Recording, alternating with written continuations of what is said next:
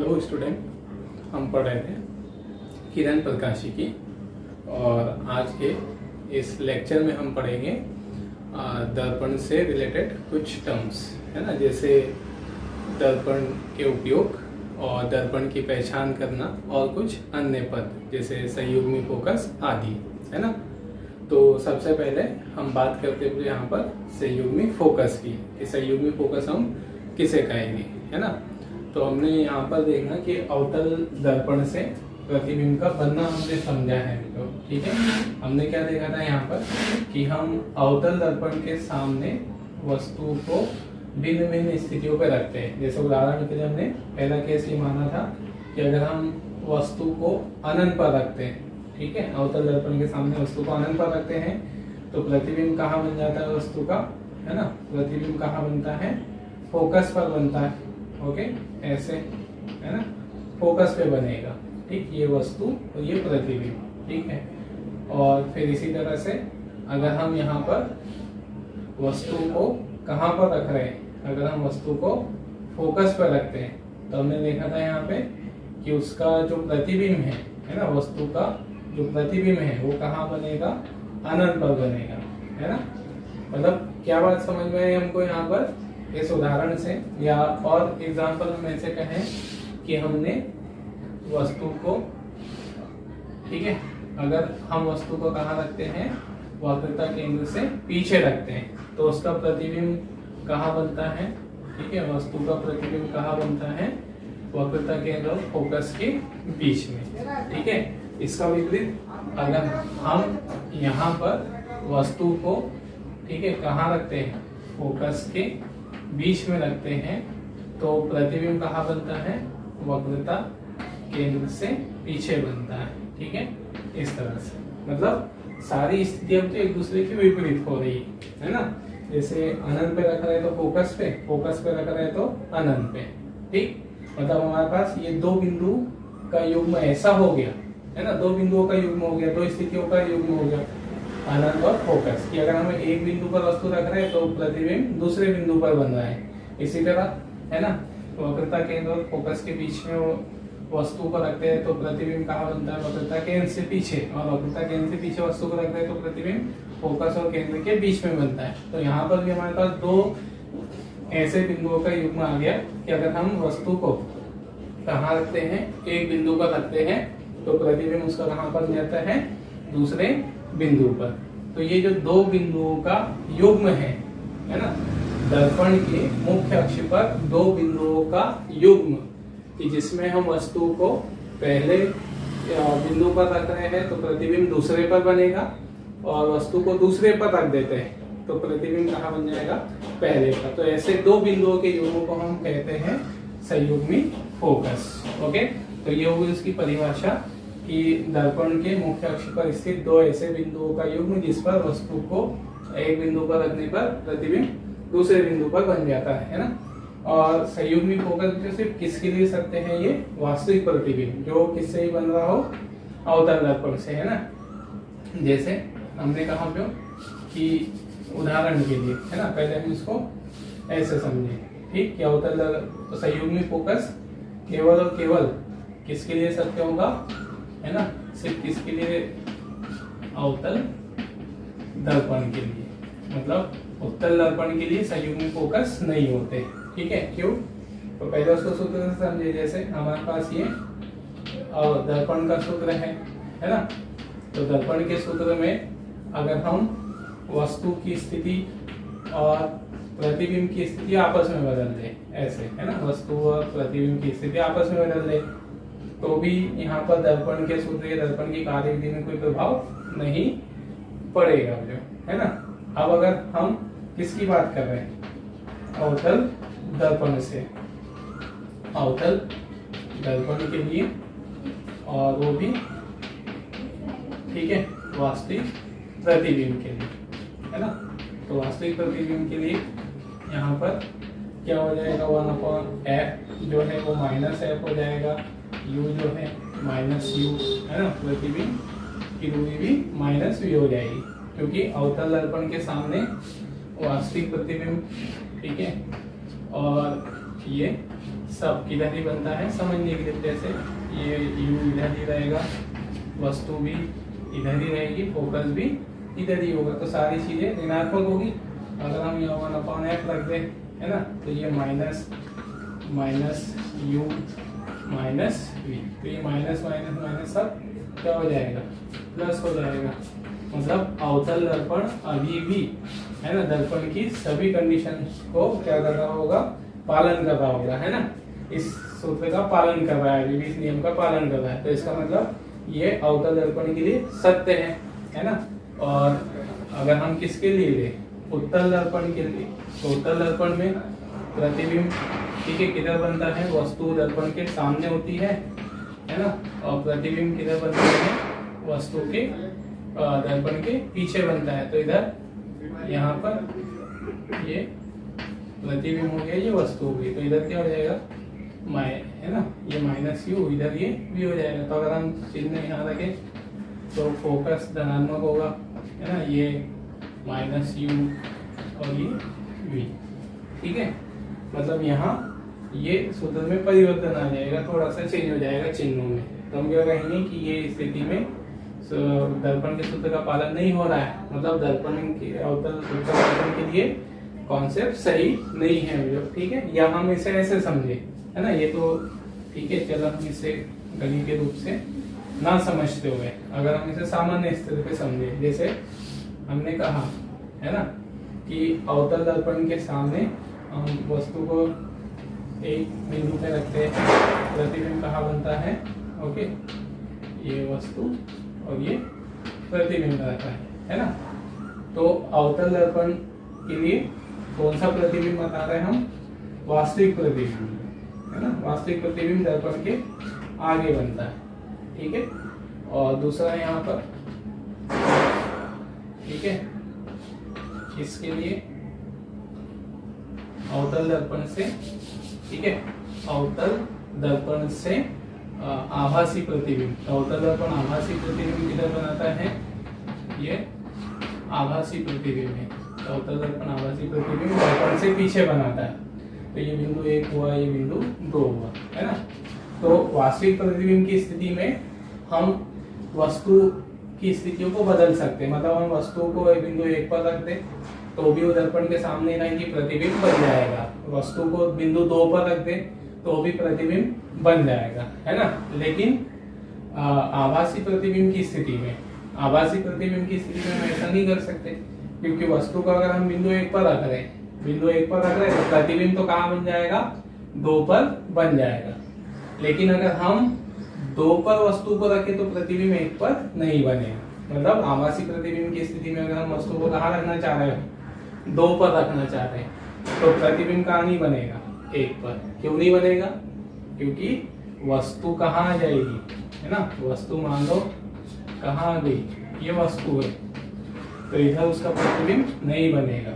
क्यों, क्योंकि वो दर्पण के कहाँ आ गई, पीछे आ गई। तो इस तरह से यहाँ पर क्या समझ में आया हमको कि वस्तु, ठीक है, ये जो संयुग्मी फोकस है वो केवल कब किसके लिए संभव है, अवतल दर्पण के लिए, वो भी वास्तविक प्रतिबिंब के लिए। और उत्तल के लिए तो संभव नहीं है, क्योंकि उत्तल दर्पण, है ना, प्रतिबिंब हमेशा किधर बनाता है, दर्पण से पीछे, ठीक है, आभासी प्रतिबिंब बनाता है।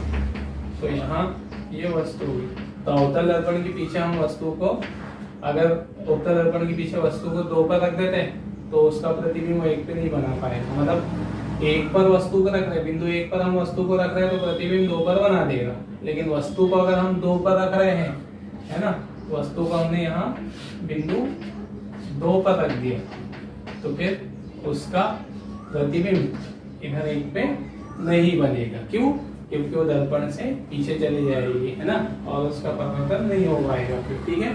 तो ये था हमारे पास संयुग्मी फोकस। तो संयुग्मी फोकस किसे हम कहेंगे, उत्तल या दर्पण के मुख्य अक्ष पर स्थित 2 ऐसे बिंदुओं का युग्म जिस पर एक बिंदु पर वस्तु को रखने पर प्रतिबिंब दूसरे पर बन जाता है। और ये केवल किसके लिए ही सत्य है, ये कॉन्सेप्ट सत्य है केवल अवतल दर्पण से बनी वास्तविक प्रतिबिंब के लिए, ओके।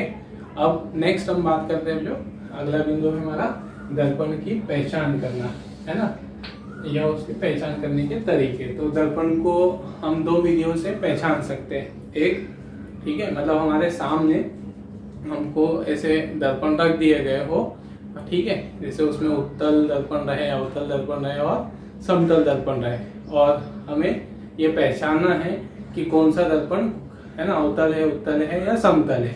तो फिर हमारे पास दो विधियां हैं जो, ठीक है। पहली विधि, हम डायरेक्ट दर्पण को क्या करते हैं, स्पर्श करते हैं। ओके, तो स्पर्श करके हम कैसे पहचान सकते हैं कि जैसे हमारे पास कोई दर्पण है ना, और उस दर्पण के ये हमें दिखाई तो देगा कि ये उसका क्या है, परावर्तक पृष्ठ है। ओके, दर्पण को हमने हाथ में लिया, उसे छुआ और हमने देखा कि परावर्तक पृष्ठ जो है ना, कैसा हुआ है, थोड़ा सा अंदर धसा हुआ है, ठीक है, जो यहाँ पर है ना अंदर की ओर धसा हुआ है, दबा हुआ है। तो परावर्तक पृष्ठ अगर धसा हुआ हो अंदर की ओर, तो फिर वो कौन सा दर्पण होगा, अवतल दर्पण, ठीक है, इस तरह से। और अगर हम किसी दर्पण को स्पर्श करते हैं, है ना, और स्पर्श करने पर उसका जो परावर्तक पृष्ठ है, ठीक है, परावर्तक पृष्ठ ये वाला कैसा लगता हो, हमें उभरा हुआ लगता हो। ओके, उभरा हुआ हो तो फिर वो कौन सा होगा, है ना, कौन सा दर्पण होगा, उत्तल दर्पण होगा। और अगर ना तो उभरा हुआ लगता है परावर्तक पृष्ठ, ठीक है, ना ही कैसा लगता है ना, धसा हुआ, समतल लगता है, समान लगता है एक जैसा, तो फिर हमारा कौन सा दर्पण होगा, वो हमारा होगा समतल दर्पण, है ना। तो ये तो भाई उसको स्पर्श करके पहचानना दर्पण को, ठीक है। दूसरा क्या है हमारे पास, प्रतिबिंब का निरीक्षण करके प्रतिबिंब को देखकर, मतलब हमारे सामने दर्पण रखा है और उसकी हमें पहचान करना है, तो हम उसे बिना छुए, बिना स्पर्श किए, केवल हमारे प्रतिबिंब को देखकर उसको पहचान सकते हैं, है ना। कैसे पहचान सकते हैं, जैसे अगर हमारे सामने एक दर्पण है और उस दर्पण के सामने हम हमारी स्थिति बदलते हैं, ना, हम दर्पण के सामने आगे और पीछे हो रहे हैं, तो दर्पण के सामने हमारी स्थिति बदलने पर अगर सभी स्थितियों पे हमें हमारी प्रतिबिंब सीधा बनता हुआ दिखाई दे और हमेशा हमारे आकार का बनता हुआ दिखाई दे, वस्तु के आकार का बनता हुआ, तो वो कौन सा प्रतिबिंब हो, कौन सा दर्पण होगा, वो समतल दर्पण, है ना। हमारा सामान्य एग्जाम्पल है जो हम डेली लाइफ में, है ना, जो दर्पण यूज करते हैं घर में, तो वो हमारा समतल दर्पण होता है ना। उसमें हम हमारा प्रतिबिंब देखते भी हैं, तो हम उस दर्पण के सामने आगे पीछे हो जाते हैं, तो हमारा प्रतिबिंब समान आकार का ही दिखाई देता है सदैव, और सदैव कैसा दिखाई देता है, सीधा दिखाई देता है। तो यदि ठीक है, क्या हो, प्रतिबिंब सदैव सीधा या वस्तु के आकार का हो, तो फिर ये जो दर्पण होगा, ये हमारा कौन सा दर्पण होगा, समतल दर्पण होगा, ठीक है, पहला, है ना। अब दूसरा, कि यदि दर्पण में हम प्रतिबिंब देख रहे हैं और अलग अलग स्थितियों पे हम खड़े होकर हमारा प्रतिबिंब देख रहे हैं, है ना, दूरी पर, पास में खड़े होकर, तो हमेशा हमारा प्रतिबिंब सीधा बनता हो, है ना, और ठीक है, बस सीधा बनता हो और हमेशा छोटा बनता हो। तो हमने ऐसा गुण किसमें देखा था, ऐसा प्रतिबिंब कौन बनाता है, उत्तल दर्पण बनाता है ना। तो ये हमारा कौन सा दर्पण हो जाएगा, उत्तल दर्पण, यदि प्रतिबिंब सदैव सीधा और आकार में सदैव वस्तु से छोटा हो। ओके, नेक्स्ट यहाँ पर अगला है कि अब क्या स्थिति पॉसिबल हो सकती है, तीसरी स्थिति, कि हम दर्पण के सामने हम हमारी दूरी बदल रहे हो, आगे पीछे हम दर्पण के सामने हो रहे हो, स्थिति बदल रहे हो, तो हमें क्या दिख सकता है कि हमारा जो प्रतिबिंब है कभी सीधा बनते हुए दिखेगा, कभी उल्टा बनते हुए दिखेगा, या कभी क्या होने लगेगा कि कभी हमारे आकार का दिखेगा, है ना, वस्तु के आकार का ही दिखेगा, वस्तु से बड़ा प्रतिबिंब भी दिखेगा, या वस्तु से छोटा प्रतिबिंब भी दिखने लग जाए, है ना। मतलब तीनों स्थितियां संभव, बड़ा हो आकार में, बड़ा हो और छोटा हो आकार में, या उस आकार में बराबर हो। ओके, और उल्टा या सीधा बनता हो। तो ऐसा फिर हमने कौन सी दर्पण में बनना हुआ देखा था प्रतिबिंब का, अवतल दर्पण में, है ना। तो वह जो हमारा दर्पण होगा वो कौन सा दर्पण होगा, अवतल दर्पण होगा, ठीक है। तो ये था हमारे पास दर्पण को पहचानने के तरीके जो, ठीक है। एक तो प्रतिबिंब देखकर विधि और स्पर्श करके विधि, है ना। अब हम नेक्स्ट बात करते हैं, ठीक है, दर्पण के उपयोग के, है ना। तो दर्पण के कुछ सामान्य उपयोग हम देख रहे हैं जो डेली लाइफ में हम करते हैं। तो जैसे समतल दर्पण का उपयोग क्या होगा, है ना। तो हम सामान्य जीवन में जो दैनिक जीवन में हम डेली किसका, हमारा जो प्रतिबिंब है, जो चेहरा है, हम किस में देखते हैं, समतल दर्पण में। तो समतल दर्पण का सामान्य उपयोग क्या है, जनरली चेहरा देखने में हम इसका उपयोग करते हैं। ओके, तो ये उसका उपयोग लिख सकते हैं। नेक्स्ट है अवतल दर्पण के।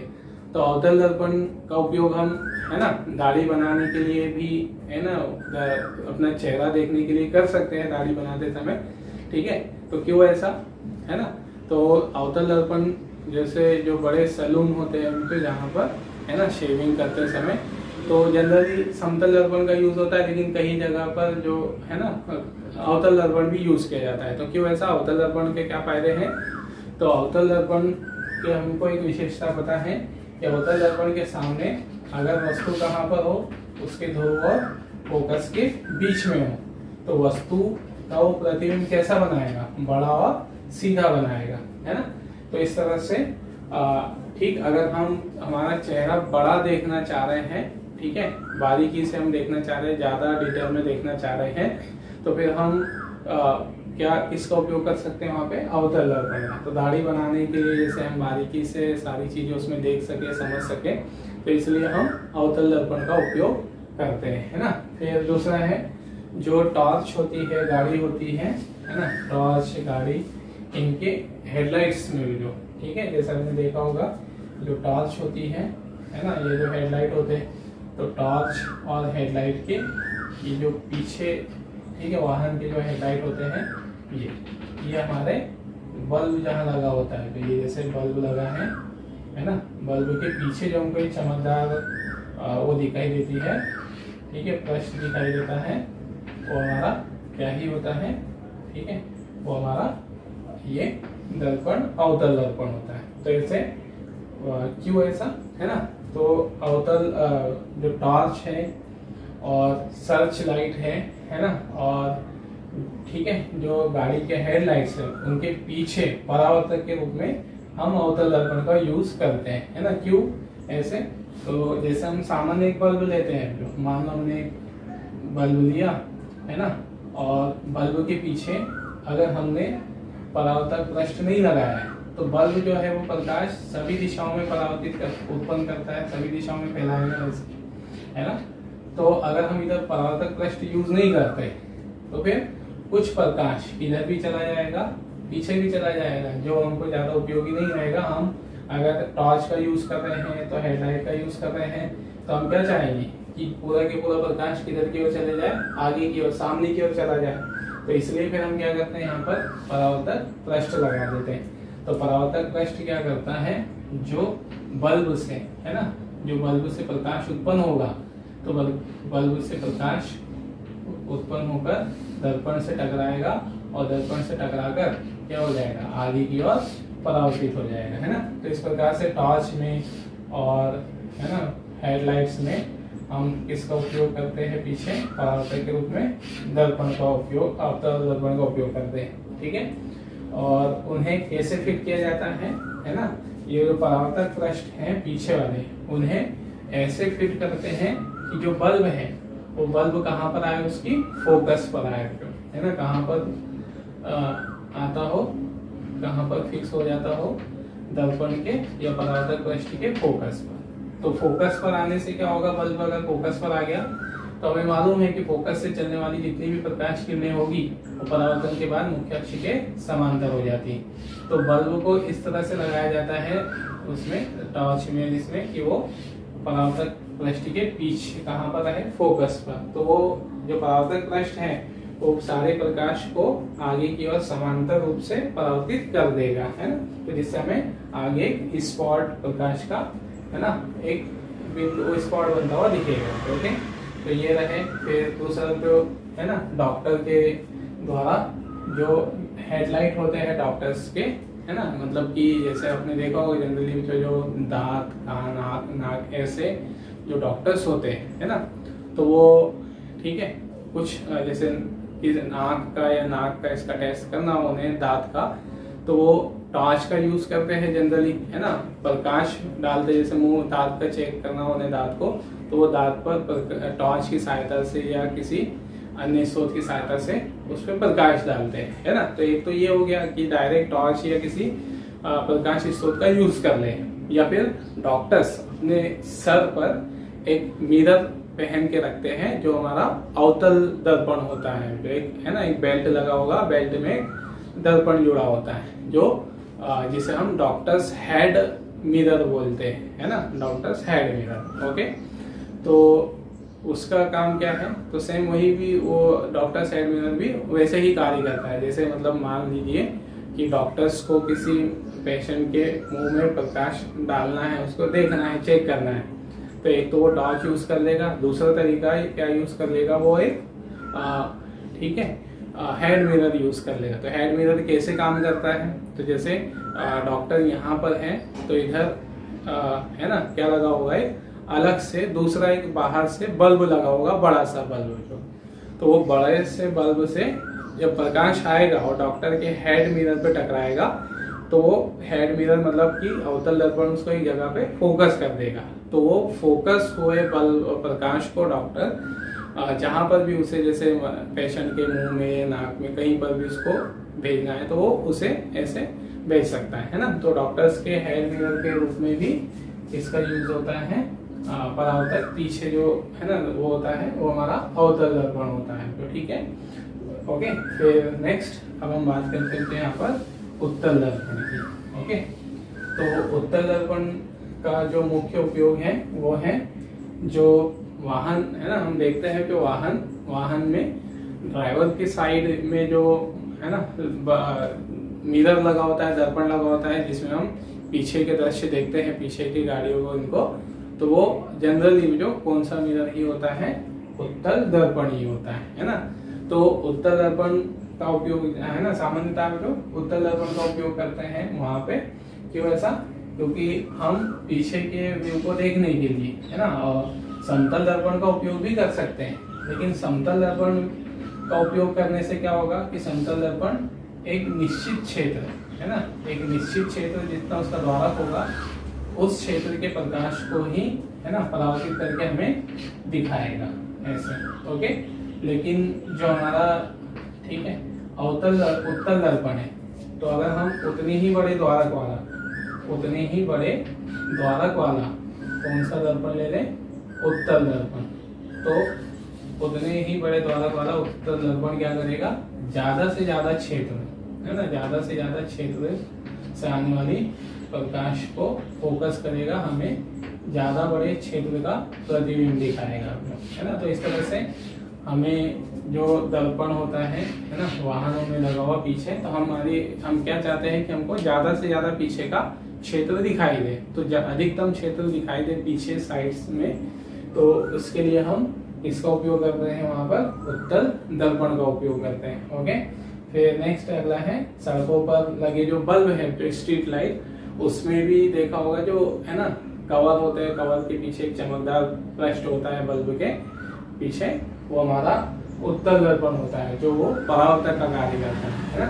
जैसे हमने इससे पहले पढ़ा जो अवतल दर्पण भी इसका उपयोग करता है, जैसे हमने टॉर्च में देखा है ना, टॉर्च में अवतल दर्पण का हम उपयोग करते हैं, है ना, परावर्तक के रूप में। लेकिन जो हमारे बल्ब है, जैसे स्ट्रीट बल्ब है, जो खंभों पर जो पोल है ना लगे होते हैं, पोल पर जो बल्ब लगे होते हैं, है ना, तो वो उनमें परावर्तक के लिए हम अवतल के बदले किसका उपयोग करते हैं, उत्तल का। क्यों ऐसा, तो दोनों जगह क्यों, जैसे हमें टॉर्च का उपयोग करना है, तो टॉर्च में हम परावर्तक के रूप में किसका उपयोग करते हैं, अवतल का। क्यों, क्योंकि हमें यहाँ प्रकाश एक जगह पे फोकस चाहिए होता है ना, यहाँ हमें फोकस चाहिए होता है प्रकाश का, ओके, एक जगह पर।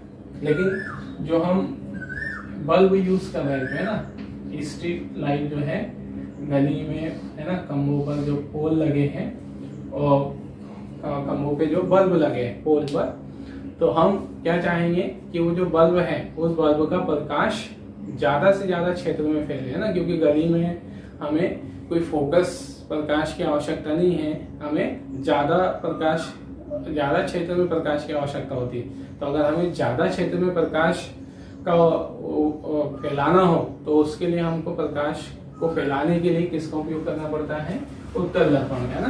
तो जो हमारे बल्ब होते हैं, स्ट्रीट लाइट, है ना, जो पीछे आप देखते होंगे इस तरह से स्ट्रीट बल्ब, इसमें पीछे परावर्तक होगा, वो परावर्तक क्या होगा, ठीक है, वो उत्तल दर्पण होता है ना। तो उत्तल दर्पण यहाँ कैसे कार्य करता है, इस पर जो प्रकाश किरणें आपतित होगी ऐसी, तो प्रकाश किरणों को क्या करेगा, ज़्यादा से ज़्यादा क्षेत्र में फैला देगा ऐसे। तो ठीक है, उत्तल दर्पण का उपयोग हम सड़कों पर लगे बल्बों में परावर्तक के रूप में करते हैं, ताकि उससे जो प्रकाश है वो ज़्यादा क्षेत्र में फैल सके, है ना।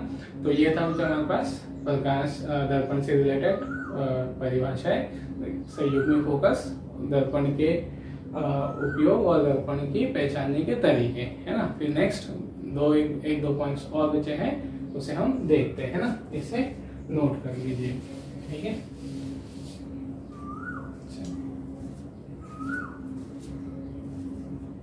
ओके, तो अब हम इसमें देखते हैं दर्पण से रिलेटेड अन्य टर्म्स, है ना। तो अगला बिंदु है तो विस्थापनाभास या लंबन, है ना। अब विस्थापनाभास या लंबन हम किसको कहेंगे उसे हम समझे ना। तो जैसे मान लीजिए बच्चों कि हम किसी गोलीय दर्पण में, है ना, यह दर्पण में हम किसी वस्तु का प्रतिबिंब देख रहे हैं, है ना। मान लो कि ये गोलीय दर्पण है और गोलीय दर्पण के सामने हमने एक वस्तु रखी है ना। वस्तु को समझने के लिए हमने एक पिन मान लिया, ऐसे हमने एक पिन जैसी वस्तु रखी है, ओके। तो इस दर्पण के द्वारा उसका प्रतिबिंब बनेगा, है ना। और कैसे बनेगा, ठीक है। तो प्रतिबिंब, वस्तु का प्रतिबिंब कैसा बनता है, उल्टा बनता है, अगर वो वास्तविक बनेगा तो ऐसे, है ना।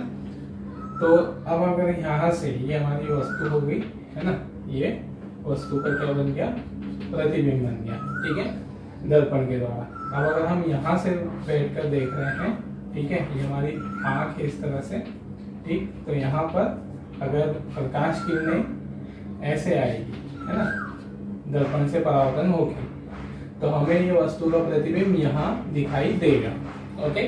अब हमें दर्पण में कैसा दिखेगा, तो दर्पण को अगर हम देखें तो दर्पण में हमें ऐसा दिखेगा, है ना। ये तो हमने साइड व्यू बताया है, साइड से देखने पर। लेकिन अगर दर्पण में अगर हम बिल्कुल सामने से देख रहे हो, है ना, तो सामने से देख रहे हो तो ये हमारी हो गई वस्तु, ठीक है, जो हमने रखी है, ठीक है, ये वस्तु हो गई। और प्रतिबिंब हमें बिल्कुल ऐसा ही दिखेगा, इसके ऊपर बनते हुए दिखेगा, ऐसा, है ना। मतलब दर्पण में हमें इस तरह से चित्र दिखेगा, ये हो गया प्रतिबिंब। तो हमें क्या लग रहा है यहाँ पे कि वस्तु और प्रतिबिंब दोनों कैसी है, एक सरल रेखा में है ना, ऐसे। अब अगर हम हमारी आंख को ऐसे शिफ्ट करके देखते हैं, है ना, आंख को इधर उधर हिला के देखते हैं, जैसे उदाहरण के लिए कि हमने दर्पण में हम देख रहे हैं, है ना। तो दर्पण में देखने पर हमें कैसा दिखाई देगा, ये वस्तु और प्रतिबिंब ऐसे दिखाई देगी, है ना। अब हमारी आंख को हम ऐसे ऐसे शिफ्ट करते हैं तो हमें क्या होगा कि वस्तु इधर जाते हुए दिखाई देगी, प्रतिबिंब इधर जाते हुए दिखाई देगा, मतलब दोनों के बीच में विस्थापन उत्पन्न होता हुआ दिखाई देगा। तो इस सापेक्षिक विस्थापन को, मतलब यदि वस्तु और प्रतिबिंब एक सरल रेखा में हो और आंख को विस्थापित करने पर वस्तु और प्रतिबिंब के बीच में जो विस्थापन उत्पन्न होते हुए दिख रहा है, सापेक्षिक विस्थापन, इसी विस्थापन को हम विस्थापनाभास कहते हैं और या लंबन कहते हैं। मतलब हमें ऐसा आभास होता है कि वस्तु और प्रतिबिंब के बीच में विस्थापन उत्पन्न हो रहा है, तो हम इसे विस्थापनाभास कहते हैं, ओके। तो विस्थापनाभास किसे फिर से परिभाषा देख लें कि यदि वस्तु और प्रतिबिंब एक सरल रेखा में हो तब आंख को इस, है ना, पार्श्व विस्थापित करने पे, मतलब इधर उधर विस्थापित करने पर वस्तु और प्रतिबिंब के बीच में सापेक्षिक विस्थापन उत्पन्न होता हुआ दिखता है, तो हम इसे विस्थापनाभास या लंबन कहते हैं, है ना। अब विस्थापनाभास और लंबन कौन सी स्थिति में ही दिखाई देगा, ठीक है। तो ये वाली एक स्थिति है।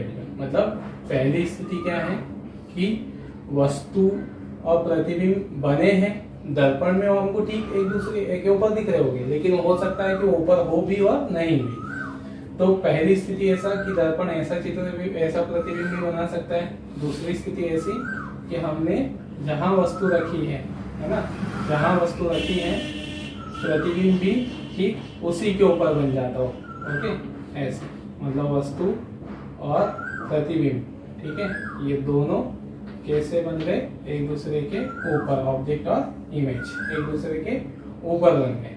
दो स्थिति ऐसी होगी। तो अगर हम ये वाले को भी दर्पण में देखेंगे ना, इस वाली स्थिति को भी अगर हम दर्पण में देखेंगे तो ये भी हमें ऐसा ही दिखाई देगा। मतलब दर्पण में वस्तु ऐसी दिखाई देगी, है ना, वस्तु पिन और प्रतिबिंब उसके ऊपर ऐसा ही दिखाई देगा, है ना। लेकिन वो जरूरी नहीं है कि वो एक दूसरे के ऊपर ही होगी, ठीक है। और दूसरी स्थिति, ये वाली स्थिति, इसमें भी हमको अगर दर्पण में देख रहे हैं तो दर्पण में हमको ऐसा दिखेगा, प्रतिबिंब वस्तु से सामने दिखेगी और प्रतिबिंब उसके ऊपर ही दिखेगा। लेकिन अब हमें कैसे पता चलेगा कि ये बिल्कुल ऊपर है या एक दूसरे के ऊपर नहीं है? क्योंकि है ना, हो सकता है दोनों साइड साइड में हो या ठीक ऊपर हो, लेकिन दर्पण में हमें दोनों स्थितियों में ऐसा दिखाई देगा, है ना। ये दर्पण में हमको दिख रहा है, ये भी। तो हमें कैसे पता चलेगा कि वो बिल्कुल एक दूसरे के ऊपर बने, है ना। तो हमें विस्थापनाभास या लंबन की स्थिति देखकर पता चलेगा, ठीक है। विस्थापनाभास या लंबन देखकर पता चलेगा कि वस्तु और प्रतिबिंब ठीक एक दूसरे के ऊपर है या उनके बीच में थोड़ा सा अंतराल है, गैप है। क्योंकि दर्पण में तो दोनों एक दूसरे के ऊपर ही दिखते हैं। ओके, ठीक है। जब जैसे प्रैक्टिकली में जो इससे रिलेटेड हमें कुछ एक्सपेरिमेंट भी है ना, तो जब हम ये एक्सपेरिमेंट करेंगे, ठीक है, जब आप क्लास में लैब में करोगे तो ये सारी चीजें समझ में आ जाएगी।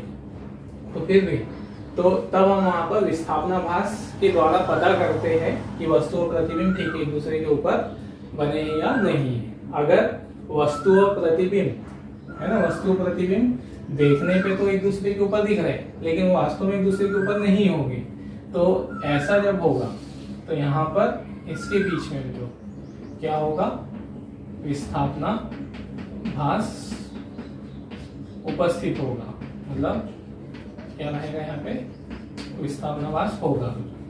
ओके, ठीक। अगर वस्तु और प्रतिबिंब एक दूसरे के ऊपर नहीं है, जैसे ऐसे, है ना, ये साइड साइड में है, ओके, ऐसे आगे पीछे, लेकिन अगर आप उसे यहाँ से देखते हो ऐसे, तो ये बिल्कुल कैसे दिख रहे हैं, एक दूसरे के ऊपर दिख रहे हैं। तो एक दूसरे के ऊपर नहीं भी हो सकते वैसे, ठीक। तो एक दूसरे के ऊपर अगर नहीं होंगे, है ना, दिखने में जरूर दिखेंगे, लेकिन नहीं होंगे तो फिर हम हमारी आंख को ऐसे शिफ्ट करके देखेंगे तो वस्तु इधर जाएगी तो प्रतिबिंब इधर जाएगा। मतलब उनके बीच में हमको क्या दिखाई देगा, विस्थापनाभास दिखाई देगा। तो विस्थापनाभास वस्तु और प्रतिबिंब के बीच में अगर विस्थापनाभास दिखाई देता है तो इसका अर्थ है कि वो दोनों एक दूसरे के ऊपर नहीं है ना। और ठीक है, दर्पण में देखने पर अगर वो दोनों एक दूसरे के ऊपर दिख रही है और हमें उसे चेक करना है कि एक दूसरे के ऊपर है या नहीं।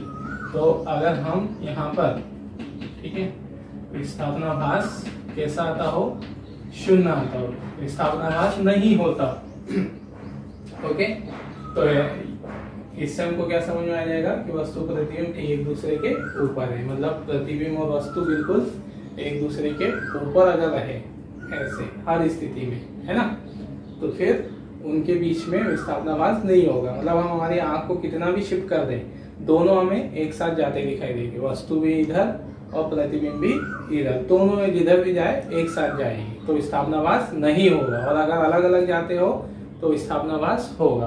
ओके, तो ये था जो विस्थापनाभास, है ना, कि वस्तु प्रतिबिंब के बीच में सापेक्षिक विस्थापन दिखाई देना, उसे हम कहते हैं विस्थापनाभास। ठीक है, अब दूसरा है, अगला बिंदु है गोलीय विवर्तन, है ना।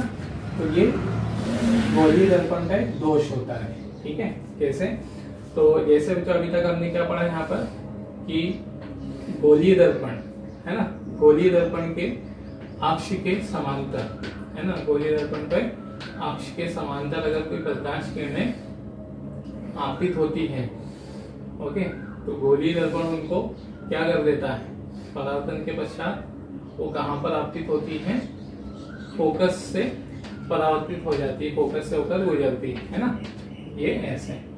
तो ये कौन सी किरणें हैं, है ना, मुख्य अक्ष के समीप वाली किरणें, ओके। मुख्य अक्ष के समीप वाली किरणें क्या होगी, मतलब अगर किसी गोलीय दर्पण पर प्रकाश किरणें आपतित हो रही है मुख्य अक्ष के समांतर, तो उसमें से जो मुख्य अक्ष के समीप वाली किरणें हैं वही दर्पण के कहां पर आपतित हो पाएगी, फोकस हो पाएगी, है ना, मिल पाएगी फोकस पर। और दूसरी स्थिति जो है ना, तो ठीक है, अगर प्रकाश किरणें कैसी हो, जो मुख्य अक्ष से दूर वाले भागों से चल रही हो, ठीक है, जैसे हमारा दर्पण है, दर्पण का मुख्य अक्ष, ओके, और ये आपतित किरणें है ना, कैसी आपतित किरणें, मुख्य अक्ष से दूर वाली किरणें। तो इन किरणों को जब ये किरणें आपतित होगी दर्पण पर, ठीक है, तो ये बिल्कुल फोकस पर जाकर नहीं मिलेगी, है ना, दर्पण इन्हें फोकस पर केंद्रित नहीं कर पाएगा।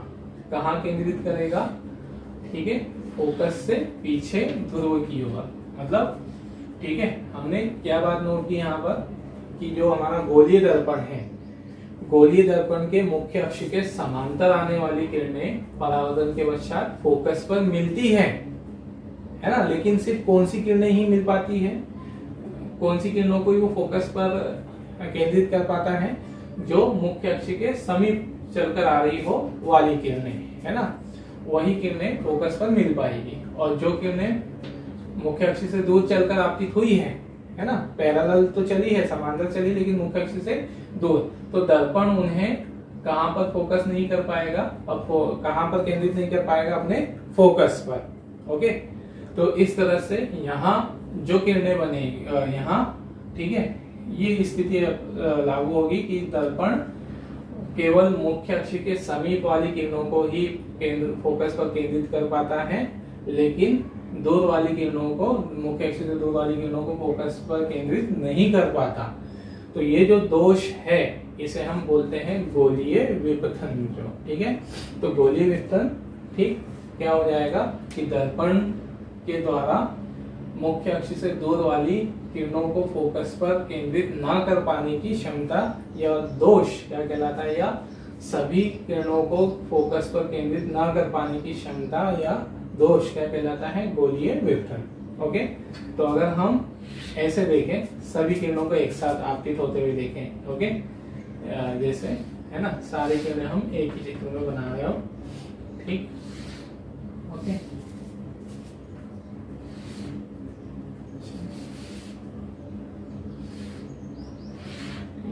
तो पास वाली किरणें यहाँ पर फोकस पर मिल जाएगी, ओके, मुख्य अक्ष के पास आने वाली किरणें, है ना, ये अक्ष, और जो दूर वाली किरणें है ना, दूर वाली किरणें कहाँ पर मिलेगी, फोकस से थोड़ा सा पीछे दूर की ओर रहेगी, ये इस तरह, है ना। तो ये जो दोष है जो हमारा, है ना, ये ठीक है, इसके कारण हमें प्रतिबिंब धुंधला हुआ बनता हुआ दिखाई देगा, मतलब प्रतिबिंब बनेगा किसी वस्तु का, अनंत तरह की वस्तु का, तो वो है ना धुंधला दिखाई देगा, क्योंकि सारी किरणें अगर एक जगह एकत्रित हो जाए, एक जगह फोकस हो जाए, तो प्रतिबिंब तीक्ष्ण बनता है, क्लियर बनता है, स्पष्ट बनता है। लेकिन अगर प्रकाश किरणें दूरी दूरी पे फोकस होते जा रही है, तो स्पष्ट प्रतिबिंब नहीं बनेगा, धुंधला, है ना, प्रतिबिंब बनेगा। तो ये गोलीय विपथन का क्या है ना, उसका प्रभाव है। अब इसे हम दूर कैसे कर सकते हैं, इस दोष को, तो इस दोष को दूर हम कैसे कर सकते हैं, तो दो तरीके हमारे पास, है ना। एक तो क्या कर दे कि अगर हम सारी किरणें, सभी किरणें कहाँ पर फोकसित करवाना चाह रहे हैं, फोकस पर केंद्रित करवाना चाह रहे हैं, तो हम दर्पण को ही छोटा कर रहे हैं, है ना। तो दर्पण का द्वारक ही छोटा हो जाएगा, तो सारी किरणें कहाँ पर ही आपतित होगी, कहाँ जो आपतित होगी वो किसके समीप ही रहेगी, मुख्य अक्ष के समीप ही रहेगी। तो सारी किरणें कहाँ पर ही फोकस होना है, फिर एक ही बिंदु पर केंद्रित होना है। तो पहला है कि छोटे दोलक वाले दर्पण का उपयोग करके, ओके। और दूसरा क्या है यहाँ पर कि ठीक है, दूसरा तरीका ये है कि हम इसका उपयोग कर लें, ये परवलयकार दर्पण का, है ना, गोलीय दर्पण का उपयोग ना करते हुए ऐसे ये परवलयकार दर्पण।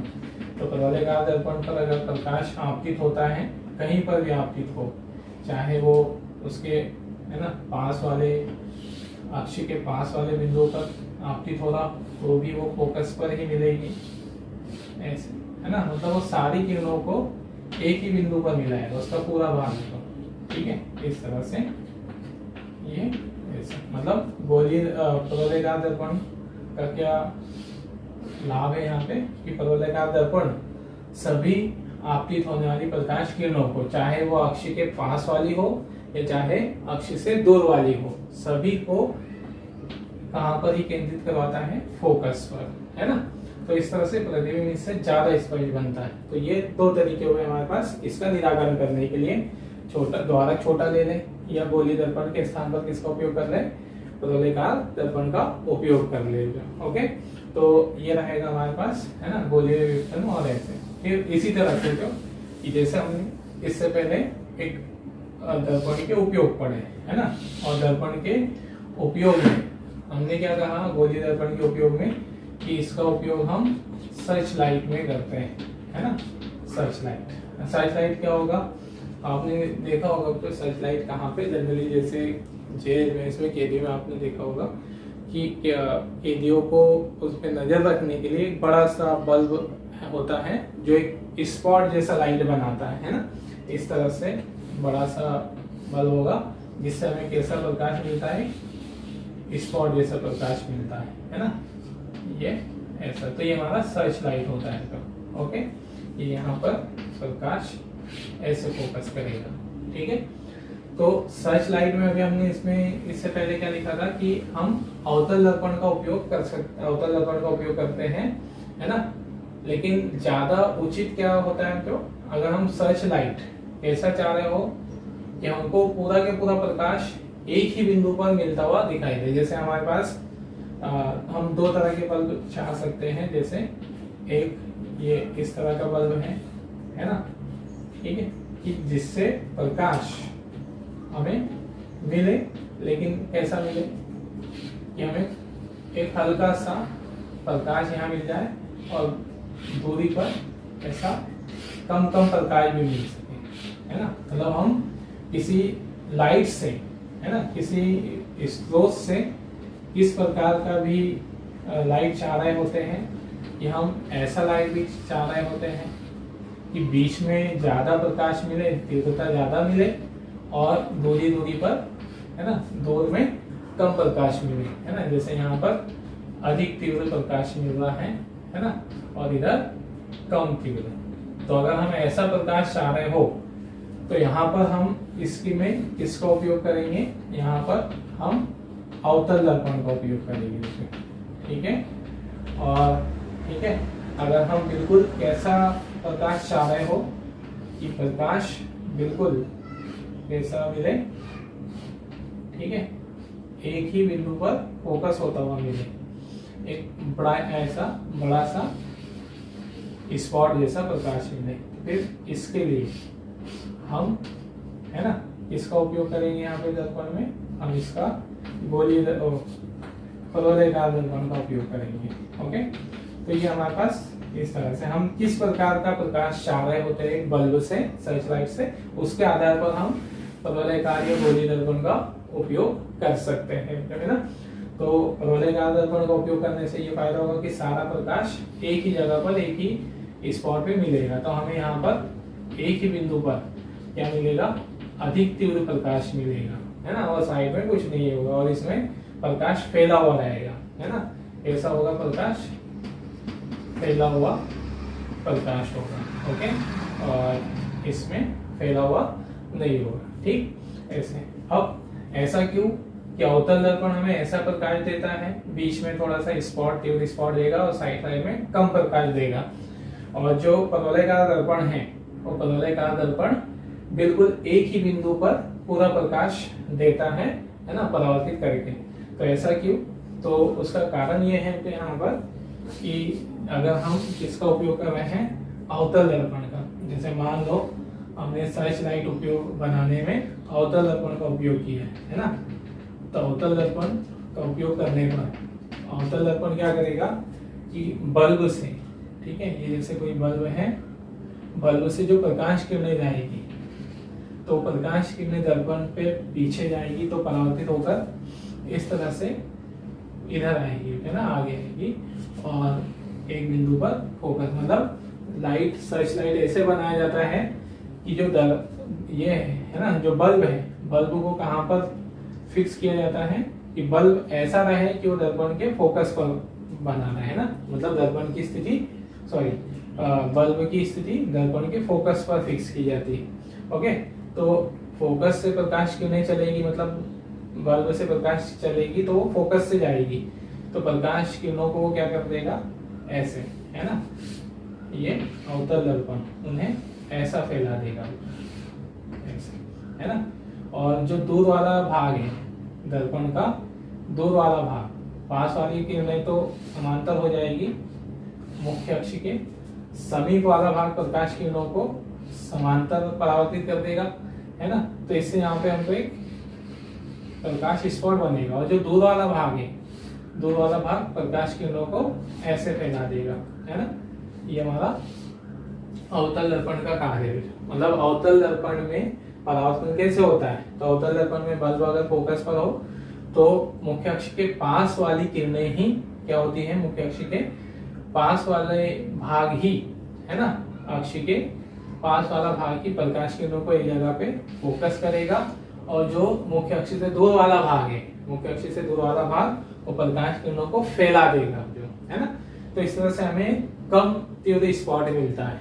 लेकिन अगर ऐसा दर्पण लिया हमने, परवलयकार दर्पण लिया, तो परवलयकार दर्पण में हमने बल्ब ऐसे लगा दिया उसके फोकस पर, तो ये इससे जो प्रकाश किरणें चलेगी वो सारी प्रकाश किरणें, ठीक है, एक ही जगह पर क्या कर देगा, वो मिला देगा, है ना, पूरा के पूरा भाग। मतलब इसका परवलयकार दर्पण का संपूर्ण परावर्तक क्षेत्र, है ना, संपूर्ण परावर्तक क्षेत्र सभी प्रकाश किरणों को एक बिंदु पर एकत्रित कर देता है ना। तो वहां पर हमें कैसा स्पॉट दिखाई देता है, तीव्र प्रकाश दिखाई देता है। तो यह है तो गोलीय दर्पण में और परवलयकार दर्पण में। तो इस तरह से क्वेश्चन भी बन सकता है कि सर्च लाइट में, है ना, गोलीय दर्पण के स्थान पर परवलयकार दर्पण का उपयोग किया जाता है, क्यों?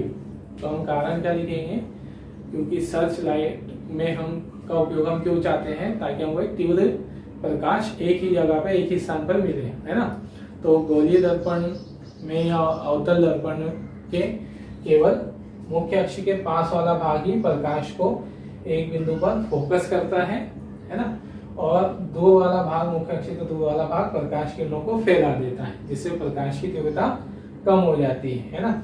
लेकिन वो परवलयकार दर्पण का संपूर्ण क्षेत्र, संपूर्ण परावर्तक क्षेत्र सभी प्रकाश किरणों को एक बिंदु पर फोकसित कर देता है, इसलिए तीव्र प्रकाश प्राप्त होता है। तो ये गोलीय दर्पण और है ना परवलयकार दर्पण में अंतर है, जो ठीक है, मतलब वो ठीक परवलयकार दर्पण ज्यादा बेहतर माना जाता है प्रकाश को फोकस करने के आधार पर, है ना, गोलीय दर्पण से, ठीक है।